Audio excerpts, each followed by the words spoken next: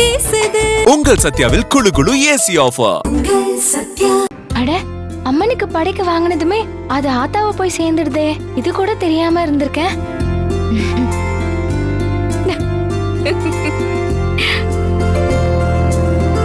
ஆத்தா, நீ என்னோட அறியாமை நினைச்சுதானே சிரிச்சிட்டு இருந்த?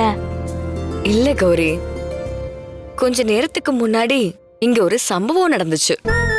அத நினைச்சு சிரிச்சேன். அப்படி என்ன தாய் நடந்துச்சு? இந்த மாதிரி என்கிட்ட கேட்க கூடாதுன்னு உன்கிட்ட எத்தனை தடவை சொல்லிருக்கேன். ஆனாலும் மறுபடியும் கேக்குற. நடக்க போறதுதான் சொல்ல மாட்டேன்னு சொல்லிட்டேன். நடந்தது கூடவா சொல்லக்கூடாது? உன் புத்திசாலித்தனமான பேச்சு எனக்கு ரொம்ப பிடிச்சிருக்கு கௌரி. மாட்டேன்னு சொன்னா விட போறியா என்ன? சரி, சொல்றேன். கொஞ்ச நேரத்துக்கு முன்னாடி நம்ம தெருவுக்கு ஒரு துறவி வந்தாரு. அவரு ஒவ்வொரு வீடா யாசகம் கேட்டு கிடைக்கிறத வாங்கிட்டு வந்தாரு. எனக்கு அவரை பார்த்ததுமே உபசரிக்கணும்னு தோணுச்சு. அவருக்கு பழங்களை கொடுக்கறதுக்காக வீட்டு வாசல்ல போய் நின்னுகிட்டு இருந்தேன்.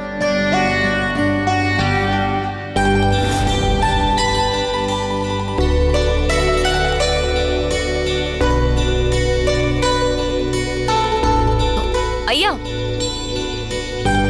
என்னம்மா? என்னங்கய்யா, எல்லார் வீட்லயும் யாசகம் வாங்குனீங்க, எங்க வீட்ல மட்டும் எதுவுமே கேட்காம போறீங்க?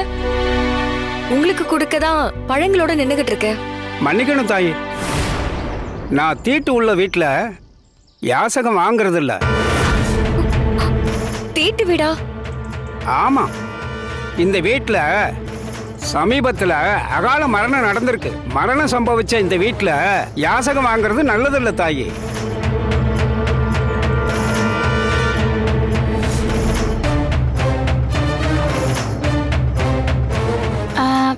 ஆமா, இதுல என்னமா சிரிக்கிறதுக்கு இருக்கு? துறவி சரியா தானே சொல்லிருக்காரு. நான் அவரை நினைச்சு சிரிக்கல. அதுக்கப்புறம் ஒரு சம்பவம் நடந்துச்சு, அத நினைச்சுதான் சிரிச்சேன். குளு குளுன்னு காத்து வீசுது. உங்கள் சத்யாவில் குளு குளு ஏசி ஆஃபர். உங்கள் சத்யா.